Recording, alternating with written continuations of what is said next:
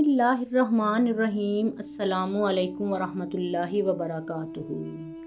ایک مرتبہ حضرت خواجہ معین الدین چشتی رحمۃ اللہ علیہ کے خاص خلیفہ اور خاص مرید حضرت قطب الدین بختیار کاکی رحمۃ اللہ علیہ ہندوستان کے دارالخلافہ دہلی میں دہلی کے بادشاہ کے ساتھ ہاتھوں میں ہاتھ ڈالے ہوئے دہلی کے باغ کی سیر فرما رہے تھے اور بڑے خوش و خرم دین و دنیا کی باتوں میں مشغول تھے کہ اچانک ایک بدکار عورت اس باغ میں آئی اور دہلی کے بادشاہ کو کہنے لگی، حضور میری فریاد رسی فرمائیے اور میری حاجت کو پورا فرمائیں۔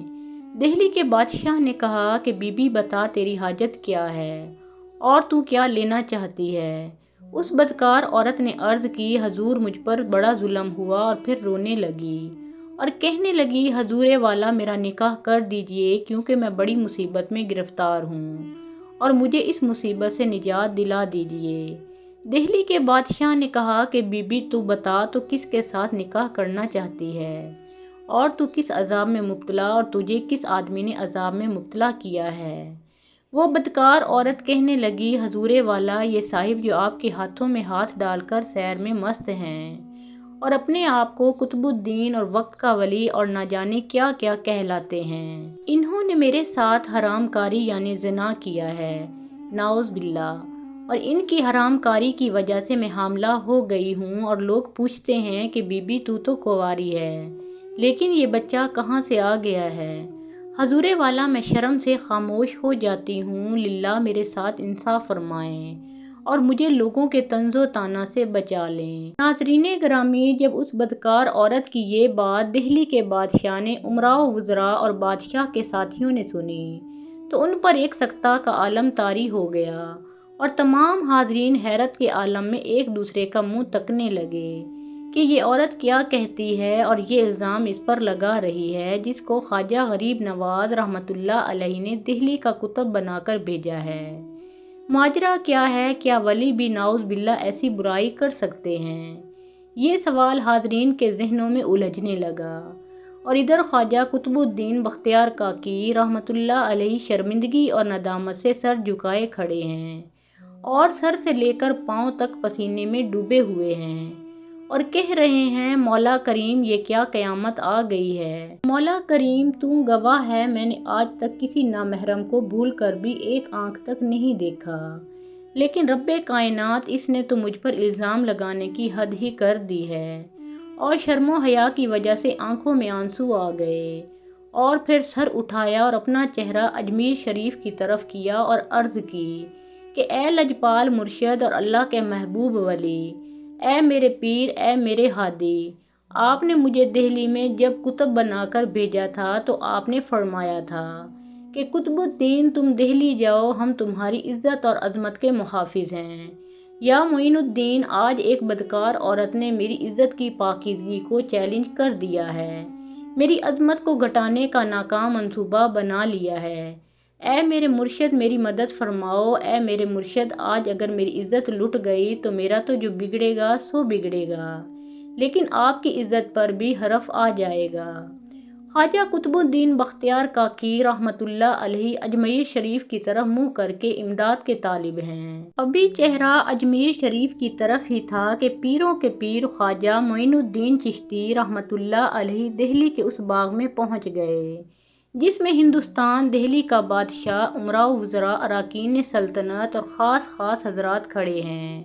دہلی کے بادشاہ نے امراء و وزراء و اراکین سلطنت اور تمام لوگوں نے خواجہ معین الدین چشتی رحمۃ اللہ علیہ کی قدم بوسی کی۔ پھر خواجہ معین الدین چشتی رحمۃ اللہ علیہ نے خواجہ قطب الدین بختیار کاکی رحمۃ اللہ علیہ سے پوچھا کہ قطب الدین مجھے کیوں یاد کیا ہے؟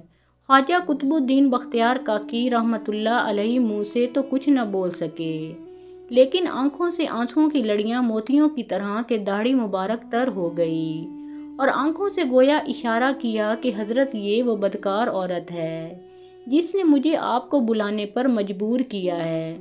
خواجہ غریب نواز رحمۃ اللہ علیہ اس بدکار عورت کے پاس تشریف لے گئے اور اس بدکار عورت کے پیٹ پر انگلی رکھ کر اشارہ فرمایا کہ حاملہ کے بچے تیری ماں نے میرے مرید قطب الدین پر تیرے باپ ہونے کا الزام لگایا ہے۔ تو بول کیا یہ سچ ہے کہ قطب الدین تیرا باپ ہے؟ ناظرین گرامی، قدرت الہی سے اس بدکار عورت کے پیٹ سے وہ بچہ بولنے لگا اور کہنے لگا، یا خواجہ غریب نواز، میری ماں کا بیان بالکل غلط ہے، یہ بڑی حرام کارہ ہے اور بدمعاش ہے۔ یا غریب نواز، میری ماں نے خواجہ قطب الدین بختیار کاکی رحمۃ اللہ علیہ پر ہزاروں روپے لیے ہیں الزام لگانے کے، اور اگر یہ کامیاب ہو جاتی تو ہزاروں اور اس کو آپ کے اور خواجہ قطب الدین بختیار کاکی رحمۃ اللہ علیہ کے دشمنوں سے ملتے۔ حضرت، میں گواہی دیتا ہوں کہ آپ کا مرید قطب الدین بالکل پاک صاف ہے اور میری ماں جھوٹی ہے۔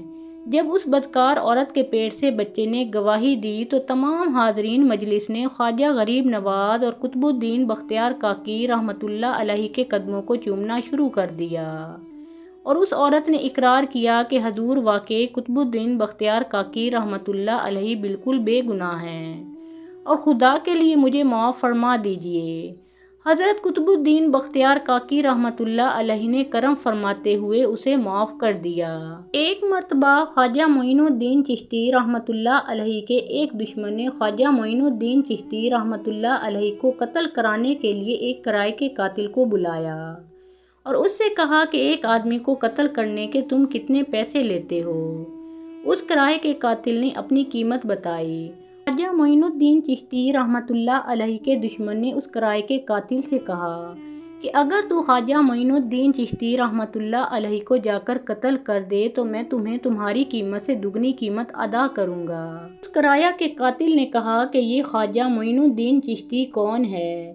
تو خواجہ معین الدین چشتی رحمۃ اللہ علیہ کے دشمن نے کہا کہ میاں وہ تو ایک فقیر درویش ہے اور اپنے آپ کو بزرگ کہتا ہے، وہ ہر وقت بس اپنے حجرے میں بیٹھ کر اللہ کی عبادت کرتا رہتا ہے، جو بھی اس سے ملاقات کرنا چاہے وہ ملاقات کرتا ہے، تم جاؤ ملاقات کا بہانہ کر کے ایک ہی وار میں فقیر بابے کا کام تمام کر دینا۔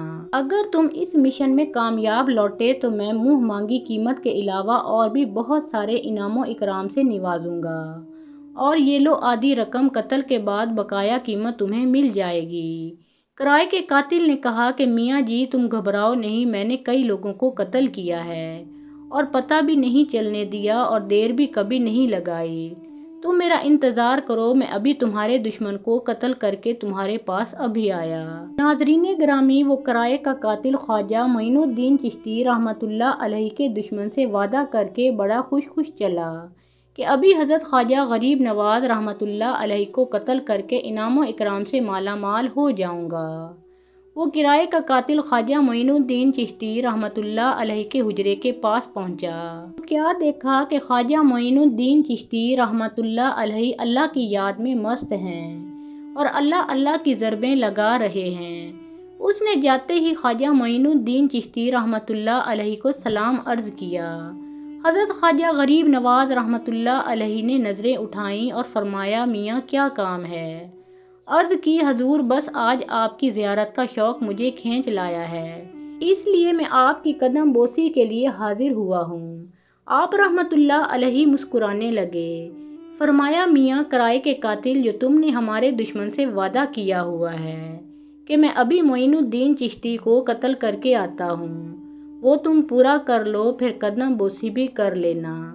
جب اس کرائے کے قاتل نے یہ بات سنی تو تھر تھرانے لگا اور جسم پر کپکپی طاری ہو گئی اور عرض کرنے لگا، حضور یہ آپ کو کیسے پتہ چلا؟